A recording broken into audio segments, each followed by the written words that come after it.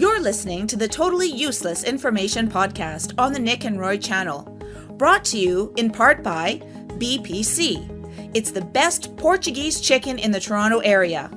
BPC, slinging chickens since 2010. And by DeMarlo Salon and Spa of Naples. Hair, nails, massage, and skincare for more than 15 years at the Naples location. The peregrine falcon can fly how fast? French poodles are not really French. Oh, no. I'm Nick. And I'm Roy.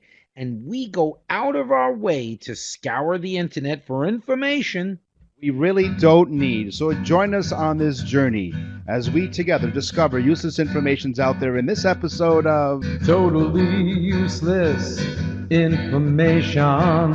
It's everything you never needed to know. By listening once a week, you'll get smarter than you think. The Totally Useless Information Podcast, hosted by Nick and Roy. Well, hello there, and welcome to another episode of the Totally Useless Information Podcast. How's things up there in Canada? They're wonderful. You know what's going around here? You know what's roaming around the streets? Animals, crazy animals. You didn't waste any time. You just jumped right into it. Right into it. No dilly-dallying around here. We're getting right into the Totally Useless Information Podcast because we have so much stuff coming your way. Okay, here we go. Go ahead, Go ahead. French poodle. I'm going to give you my teaser. French poodles are not French. What? That's it. That's all I'm going to tell you. No, there's more. Dog genealogists have traced the poodle's pedigree back to medieval Germany. Poodles were originally bred as hunting dogs, water retrievers to be precise, as their curly, water-resistant coat made them the perfect companion for duck hunting. In fact, their English name comes from the German word Pudel, the same origin as our modern word puddle. Early poodles became splashing dogs, so French poodles are not French, they're German. Of course they are. See, the French, I know I bring the French up a lot, but the French think they got like the market on the, like good-looking women and things like that, but the Germans, they have Heidi Klum. And so I don't care about any other German women. Heidi Klum does it. Okay? Sure. What do you think? You're still on with Heidi Klum, are you? So I think I will tell you this. We will be the very first podcast ever that has a restraining order against it. Yeah, probably. Animal that you are. I got one for you. I love this because, folks, every show we talk about something disgusting, and it's usually like poop or stuff like that. Well, the wombat poops, and that's not really that interesting. The wombat poops perfectly cube-shaped poop. Square little poopy cubes. You mean like dice? Yeah, if they do too. Yeah. So an elephant can smell. Hey, Nick. That gives new meaning to the word craps. Yes. Craps. Okay. Elephant smell. An elephant can smell water up to 3 miles away. 3 miles away. That's right. They can smell water. And how does it smell water? Probably with its trunk. It knows. It knows. Well, I'm going to give you my teaser. The peregrine falcon can fly really fast. I'm talking about really fast. It has been clocked at a staggering 200 miles an hour. Now, to put that into perspective, and I use the word perspective because it is a $10 word. Or $12.50 Canadian. Yes, go on. To put it in perspective, 200 miles an hour is faster than most sports cars. You got to get into a supercar like a Ferrari in order to go 200 miles an hour in a sports car. So the peregrine falcon has been known and clocked at 200 miles an hour, probably with a Ferrari jacket on. Yes, probably. Or you can also try to beat it with a Jaguar. Butterflies have skeletons on the outside of their bodies. This is known as exoskeleton. Exoskeleton. Butterflies having the skeletons on the outside of their bodies. So the ribbing on it is their skeleton like. That's 'Cause correct. that's on the outside of their bodies. Actually cool. Well, I'll try and one up you with a butterfly thing. Butterflies prefer to drink blood over water. Now, this was a study done by Dr. Dracula in Transylvania. No, that's a joke. This is actually, I don't know who the hell figured this one out. Like, what did they do? They say, let's get a little taste testing going here. Oh, did you prefer blood over water? I mean, I don't get it. It's the blood water challenge. Crazy. Hey, do you like turkey? I love turkey. Turkeys have a poor sense of smell, but an excellent sense of taste. They can taste good, but they can't smell any of it. Wow. The panda has no designated sleeping space. Like most animals do, they'll bed down. The panda, he just decides wherever he feels like sleeping, he sleeps. So maybe they had some turkey for dinner. Animals, crazy animals. On the Totally Useless Information Podcast, you can reach us anytime, TUI Podcast at Outlook.com. And we want to thank every single one of you for subscribing on all of your favorite podcast platforms. And of course, the Nick and Roy channel on YouTube. Yes, thank you guys. I mean, you've taken this small little show that started off on YouTube. Now we're on all different platforms. Our Facebooks are going crazy. In fact, I have a new Facebook friend. Her name is Heidi Klum. I don't know if she's the actual Heidi Klum, but she is on my Facebook. Hey, everybody. Come and get it. Your weekly sweet and savory facts with your 5-star Michelin chefs of Totally Useless Information, Nick and Roy. Come and get it! You love Reese's Peanut Butter Cups, don't you? I love them almost as much as turkey. Yes, okay. Well, Reese's Peanut Butter Cups, well, first of all, I remember the commercials when they first came out. They would have two guys walking down the street towards each other. One was eating some chocolate, and for whatever reason, the other guy was walking around with a jar of peanut butter, and they crashed into each other. And one guy said, "Hey, you got your chocolate in my peanut butter," and he said, "Hey, you got peanut butter on my chocolate." And before you know it, they came up with Reese's Peanut Butter Cups. But the person really behind the creation of the peanut butter cups is H.B. Reese, thus the name Reese's Peanut Butter Cups.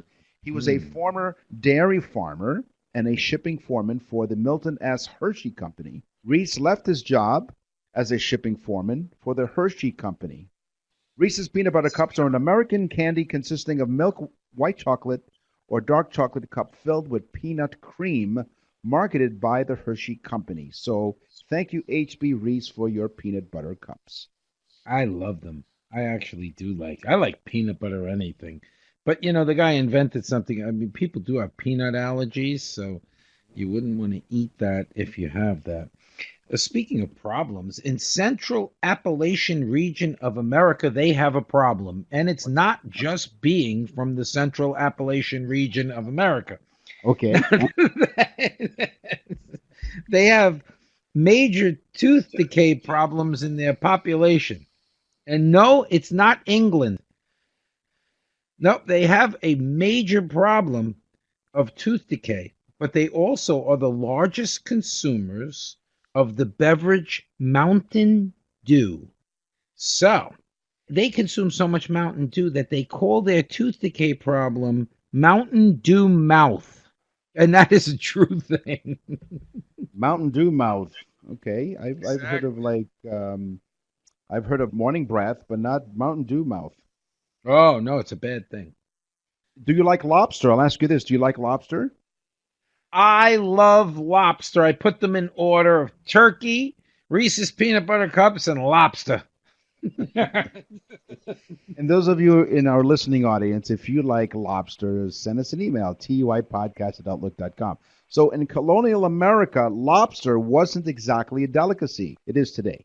But it was so cheap at that time and plentiful, it was often served to prisoners. Really? Yep. So that's how cheap it was. They were able to just give them to prisoners every single day. And I wonder how they would draw butter. Oh, they give him a pencil.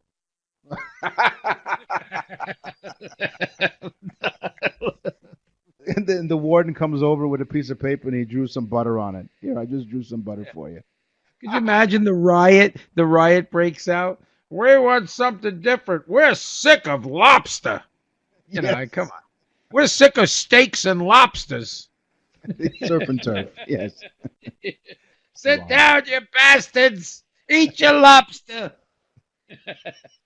You all right now? There is a softening agent called L-cytosine. It's an amino acid, and it's used in a lot of bread recipes. And as usual, I come up with these. It's made from human hair and or duck feathers. Why not a goose? Why not? So you know what the duck said after he placed an order, right? Put it on my bill. In Canada, Kraft mac and cheese, Kraft dinner, has been called the de facto national dish of Canada. It is the most popular grocery item in our country. Canadians eat more Kraft dinner per capita than any other country. In fact, 55% more than Americans do. They eat that much Kraft macaroni and cheese because we eat a lot of it. Yeah, we eat 55% more than what you eat. Wow. You know, I love to find out Canadian facts, and you guys consume a lot of junk. So Canadians consume the most donuts and have the most donut shops per capita than any country in the world. Can you imagine you consume more donuts and have more donut shops than any country, which means you probably have the world's largest police force. No, you didn't go there. You did not go there. Listen, Mountain Dew mouth. So another fine distinction up here in Canada. You know, you've been to 7-Eleven. Have you ever had a Slurpee? I love Slurpees. It's turkey. It's Reese's peanut butter. No, go ahead. Slurpees come from Winnipeg, and Winnipeg is a city in Canada, in the middle of Canada, in the province of Manitoba. Mm-hmm. Despite being one of the coldest cities in Canada, it is the Slurpee capital of the world. 7-Eleven stores in Winnipeg sell an average of 188,833 Slurpees drinks per month. Almost 200,000 Slurpee drinks per month. You think they would have Mountain Dew mouth? I think Mountain Dew is one of the flavors. but it's so cold the teeth don't decay up there. The original idea was conceived after Mr. Nedlick, who operated a Dairy Queen franchise in Kansas City. He stashed some soda in the freezer when the soda fountain in his restaurant went kaput. The result was a slushy-type drink that he soon developed.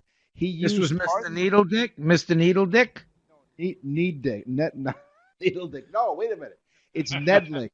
King Nedlik, Needledick. He used from his... Are you done now? He used way too much.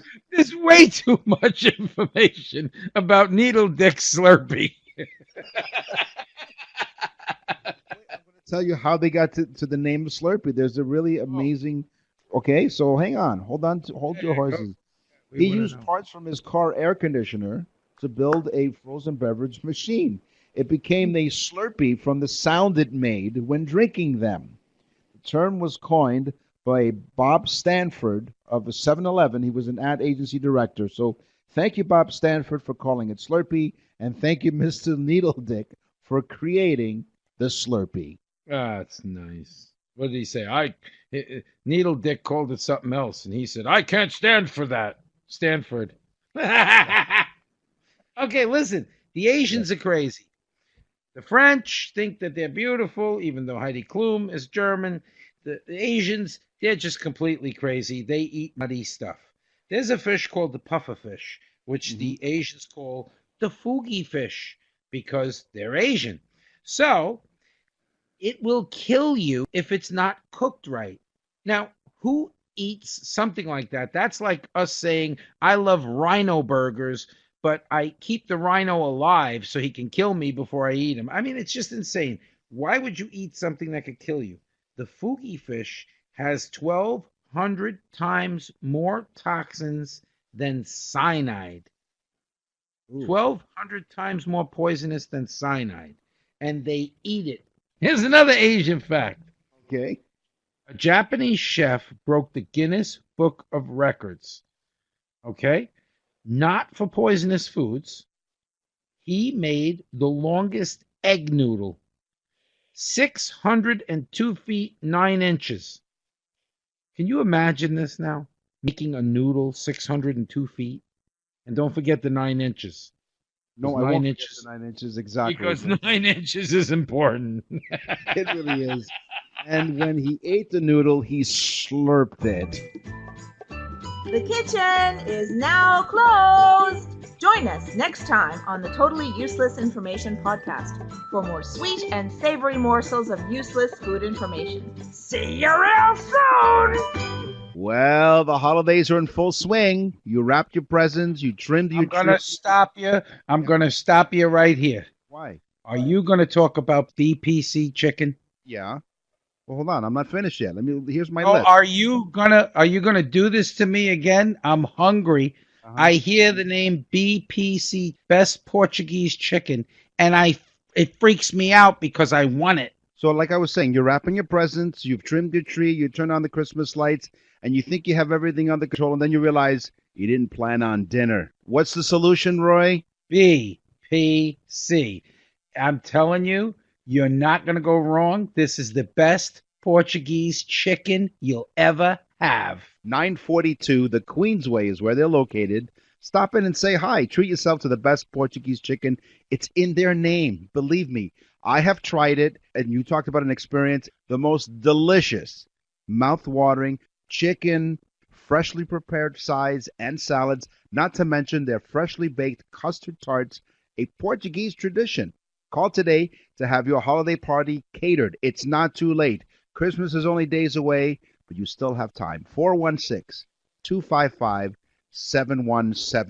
You can even order online, bestpc.ca. I'm telling you, don't have one of those boring parties. If you have BPC chicken at that party, it's not just a party, it's an event. Call today, order the best Portuguese chicken.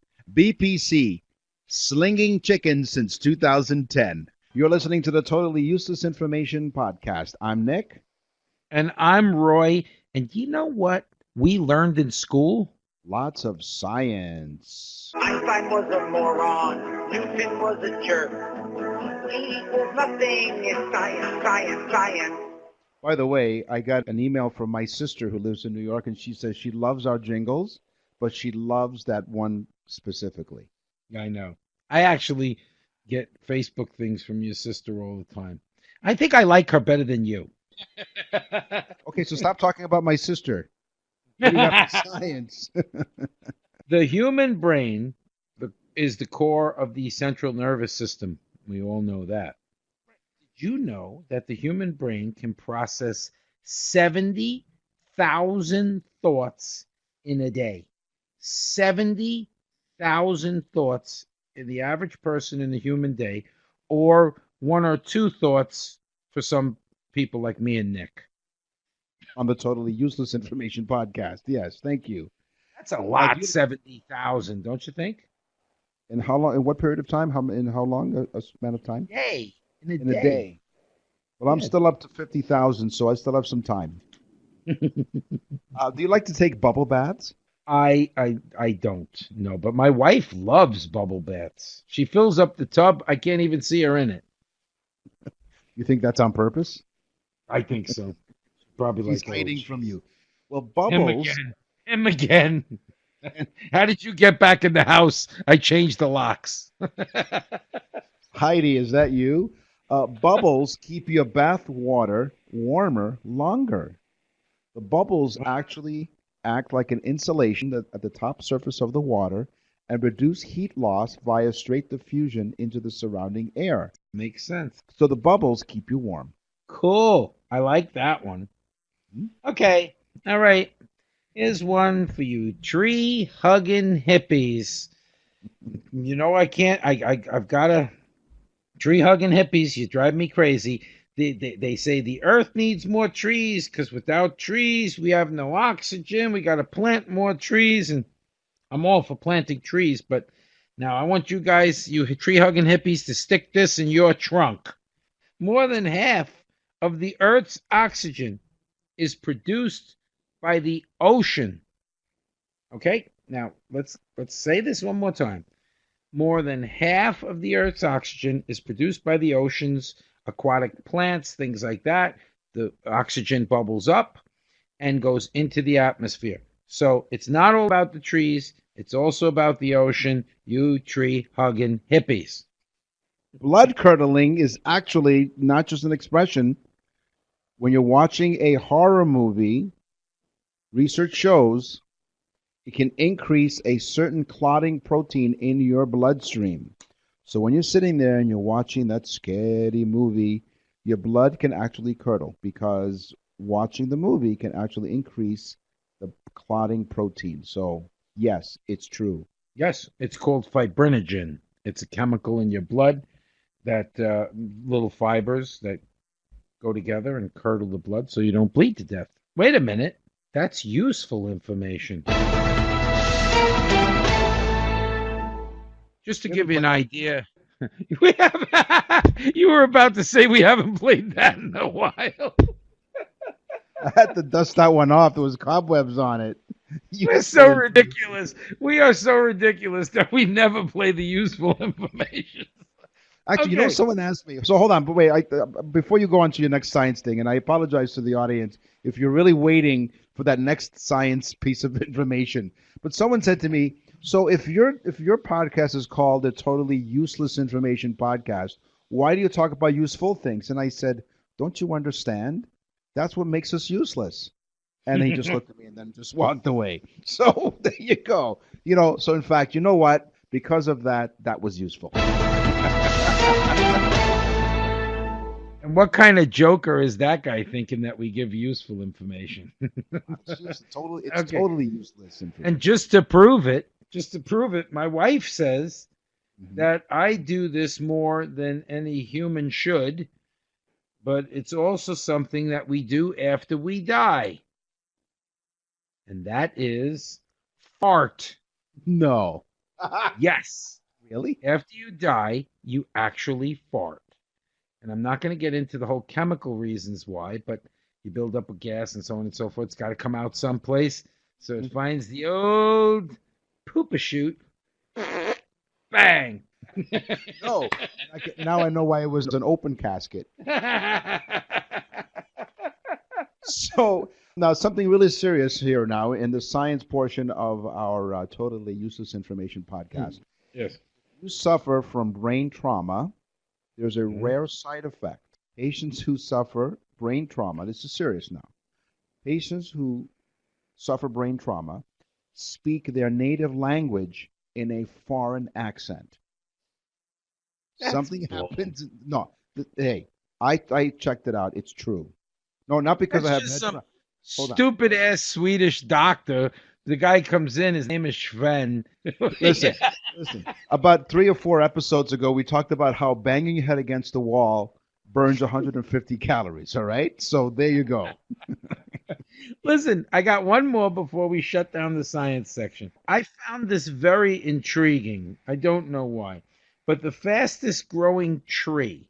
Now that's okay. Okay, it's fast, but it is the bamboo tree.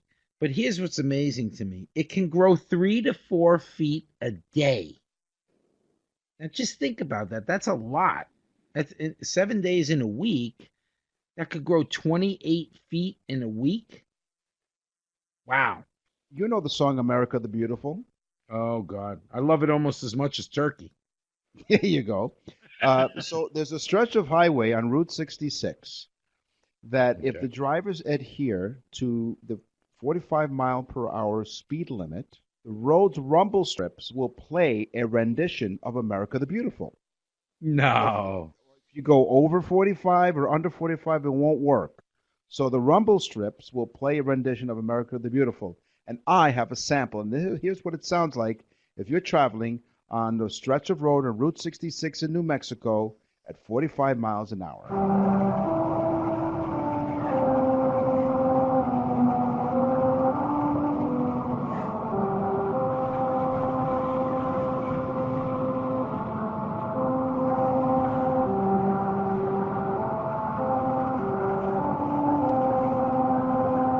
Isn't that cool?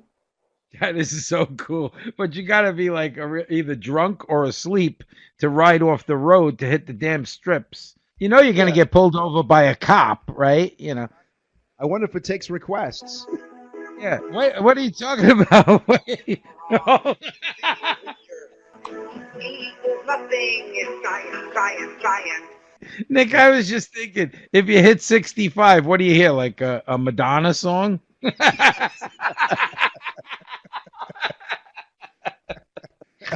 Oh, you know what you do? If you hit 70, which is over the speed limit, slow down, you're going too fast. So you left it for the last minute. You had to do it again. This year you promised, I'm not going to wait to the last minute to get gifts for someone I really care about to look after themselves. Here it is. Alert. Let me stop you, Nick. Yeah. Last minute. DeMarlo Salon and Spa. DeMarlo Salon and Spa gift cards are the perfect holiday gift. Just think about this one. You give somebody a gift card for a massage. They say, oh, thank you, Merry Christmas. Then a month later, they go get the massage, and they call you up again and go, I got to tell you, thank you so much for that. That's the most amazing gift. It's a double thank you gift. DeMarlo Salon and Spas in Naples, Florida. They're located on the corner of Vanderbilt Beach Road and Collier Boulevard. You can call them 239-793-2020. They'll even send you the gift card if you want. For those of you in Canada, I know that we have a lot of Canadian listeners, and you can use it when you come down, you snowbirds. It's skincare, hair, massage, nails, full service salon and spa, and you can get those gift cards in a monetary value rather than getting one thing. They can use it for whatever they'd like in the place. DeMarlo Salon and Spa is on Collier Boulevard and Vanderbilt Beach Road. It's 239-793-2020, and it's www.demarlosalon.com. Gotta go to DeMarlo's. You're listening to the Totally Useless Information Podcast. Hey, we have some mail from email from TUI Podcast at Outlook.com. And so this is what the mailman sings every time Roy gets mail at his house. What's in the mailbag? What's in the mail? Here's Bill from New Hampshire. Bill says, hi, love your show. I am a Frank Sinatra fan. Is it true that he has more than one star on the Hollywood Walk of Fame? So I checked it out, and sure enough, Frank Sinatra has not one, not two, but 3 stars on the Hollywood Walk of Fame. 1 for film, 1 for television, and of course, 1 for music. Chairman of the board. Well, you ask a question, you get the answer. That's the way it is. Now, people that tune into our show, by the way, thanks to all the people that send us mail, because it really is cool, and it does help us by finding more useless information. But one of the most useless people I've ever seen in my life is Mary from Boston. Mary, I'm not sure, Mary, if you actually tune into our show much, okay?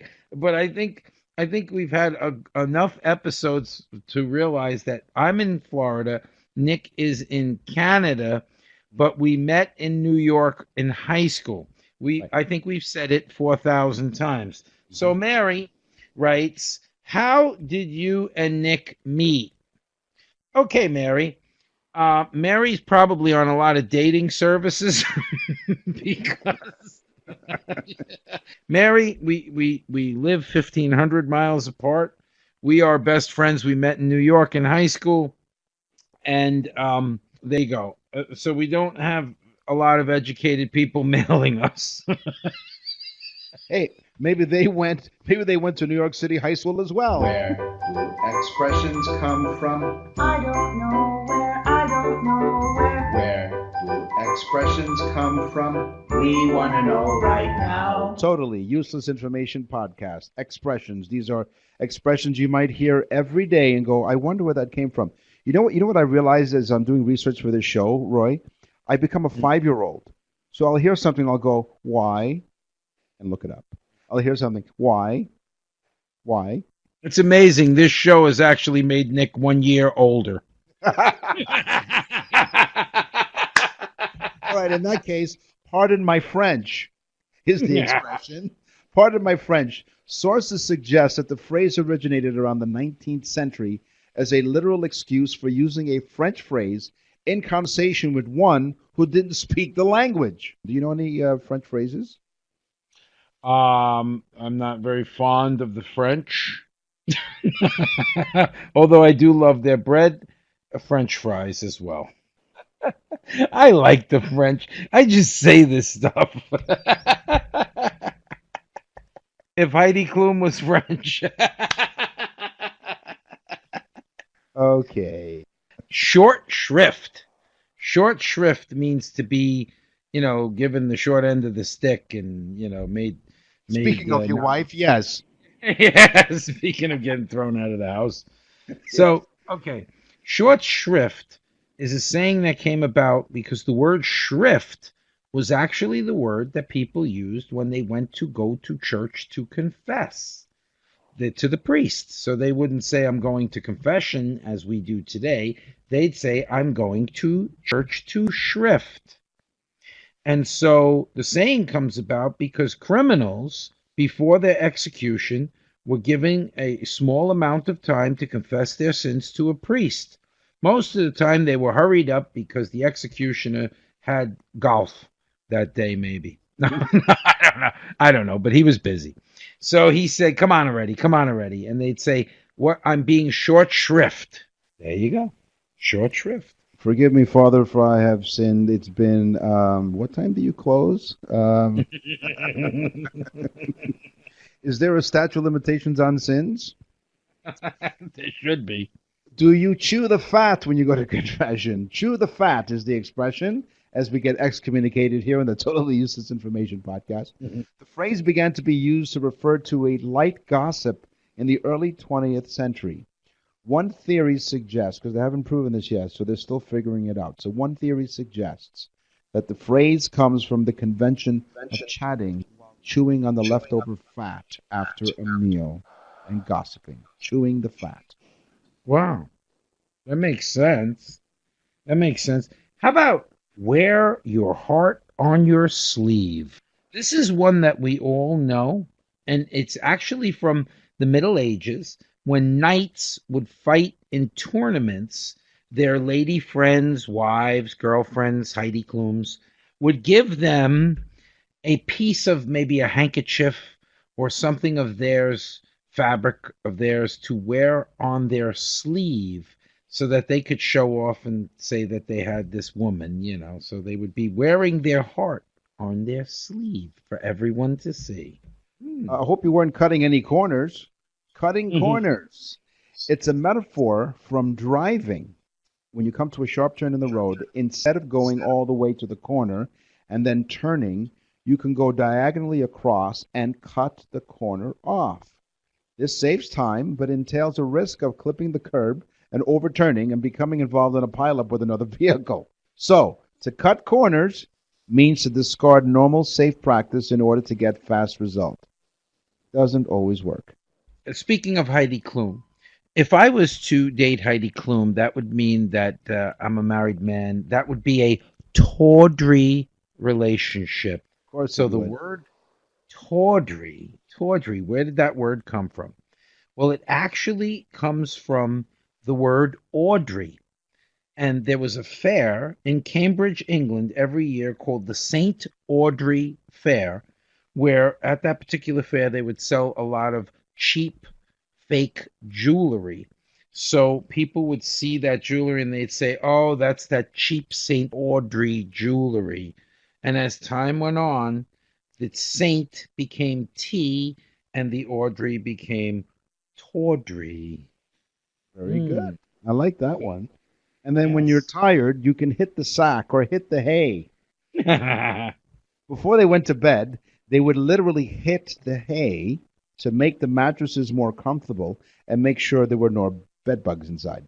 The expression hit the sack is thought to have originated from the sack that was stuffed with hay.